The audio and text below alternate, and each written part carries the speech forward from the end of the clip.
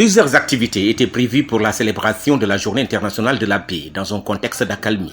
L'occasion a été saisie par les populations des zones qui ont été douloureusement affectées par la situation d'instabilité et d'insécurité dans la région méridionale du pays pour faire des plaidoyers allant dans le sens de la consolidation de la paix. Dans le Nord Sindian, la question relative au déminage de cette zone et à l'accompagnement du retour des déplacés et des réfugiés était au menu de cette célébration que le village de Djalankin a abrité. Une initiative qui porte la signature des organisations de la société civile qui œuvrent dans la zone pour le renforcement de la cohésion sociale. Parce qu'aujourd'hui, nous avons vu que les populations aujourd'hui ont pris cette initiative d'organiser le 21 septembre ici à Djalankin. Parce que Djalankin, c'est le centre des villages, c'est le centre du Fogny.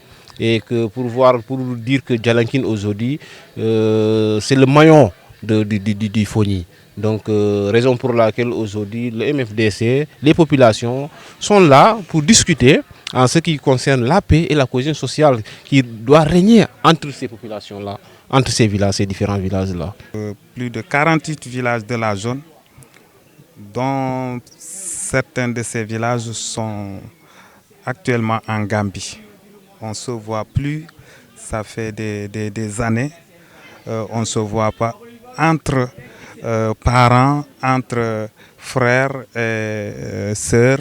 La présence des mines dans cette zone renseigne à suffisance de l'insécurité grandissante qui y prévaut malgré la forte accalmie. Si en tout cas l'État peut intervenir en tout cas pour le déminage des zones et sécuriser les zones pour le retour de la population. Il s'appelle Ansoumana Sané, l'un des rescapés du terrible accident par mine survenu le 16 août 2014. Seuls 3 jeunes sur les 10 à bord d'une charrette ont pu échapper au carnage d'une mine qui a violemment soufflé leur véhicule hippomobile à hauteur du village de Djalankin dans la commune d'Oulampan. Le lourd bilan de 7 morts et 3 blessés sur le coup avait pour rappel ému plus d'un. Ces jeunes originaires du village de Kantankor se rendaient à un mariage lorsqu'aux environs de 17h ce jour-là, leur charrette sauta sur la mine. Pour ce jeune homme toujours sous le choc, l'urgence est aujourd'hui de travailler pour débarrasser la zone de ces engins de l'âge.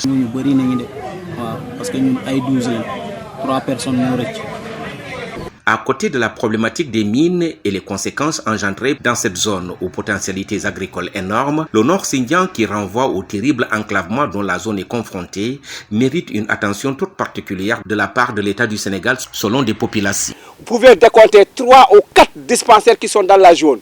Vraiment, l'accès dans ces dispensaires, c'est trop difficile. C'est trop difficile. Nous voulons en tout cas l'élargissement des dispensaires dans la zone. Et pourquoi pas un hôpital digne de son nom.